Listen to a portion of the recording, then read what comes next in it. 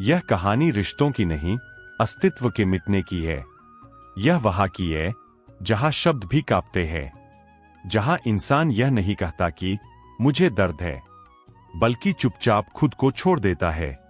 वह बहुत समझदार था, इतना समझदार कि कभी किसी पर बोझ नहीं बना। जब उसे चोट लगी तो उसने कहा, कोई बात नहीं। जब उसे नजरअंदाज किया गया तो उसने सोचा, शायद उनकी मजबूरी होगी। जब उसे अकेला छोड़ दिया गया तो उसने खुद से कहा, मैं ही ज्यादा उम्मीद कर बैठा। धीरे धीरे उसने हर दर्द को अपने ही खिलाफ इस्तेमाल करना सीख लिया। बचपन में उसने जल्दी समझ लिया था, अगर मैं शांत रहूंगा तो घर में लड़ाई कम होगी। अगर मैं ज्यादा नहीं मांगूंगा तो मां थकेंगी नहीं। अगर मैं रोऊंगा नहीं तो पापा चुप रहेंगे। और इसी समझदारी में उसने एक फैसला किया, मैं जरूरत नहीं बनूंगा। पर जो बच्चा जरूरत नहीं बनता, वह बड़ा होकर खुद को मिटाना सीख जाता है। जब वह किसी से जुड़ा तो जुड़ा नहीं, घुल गया।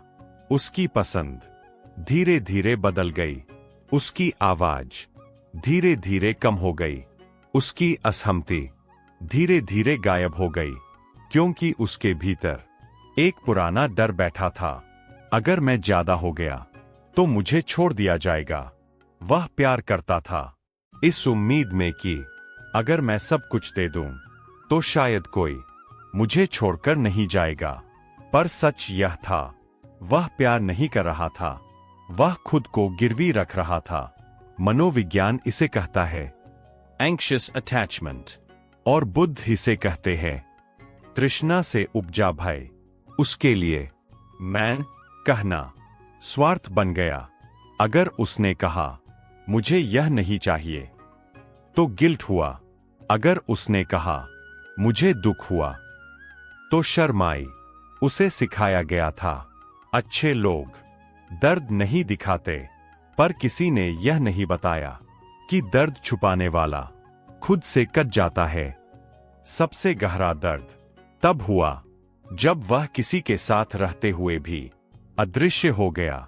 सामने वाला उससे खुश था क्योंकि वह कभी मांगता नहीं था, पर भीतर वह धीरे धीरे मर रहा था।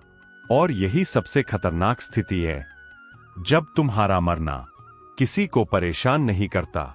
एक रात वह बहुत देर तक छत को देखता रहा और पहली बार उसने खुद से पूछा, अगर मैं चला जाऊं तो किसे फर्क पड़ेगा, मेरे होने से न कि मेरी उपयोगिता से। इस सवाल ने उसकी आत्मा को नंगा कर दिया। उस रात वह रोया नहीं, बस चुपचाप बैठा रहा।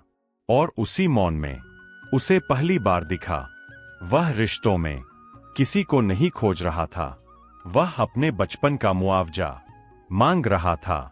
उसे किसी ने नहीं सिखाया, पर भीतर से एक वाक्य उठा, जो खुद को छोड़ देता है उसे कोई भी पूरी तरह नहीं अपना सकता। बुद्ध ने कहा था, तुम ही अपना दीपक हो। पर वह दीपक दूसरों को रोशनी देते देते खुद बुझने लगा था। पहली बार उसने किसी से कहा, मैं ऐसा नहीं कर सकता। उसकी आवाज कांप रही थी, दिल तेज धड़क रहा था। उसे लगा अब सब खत्म हो जाएगा, पर कुछ नहीं टूटा, सिर्फ एक भ्रम गिरा। 10 सब नहीं बचे।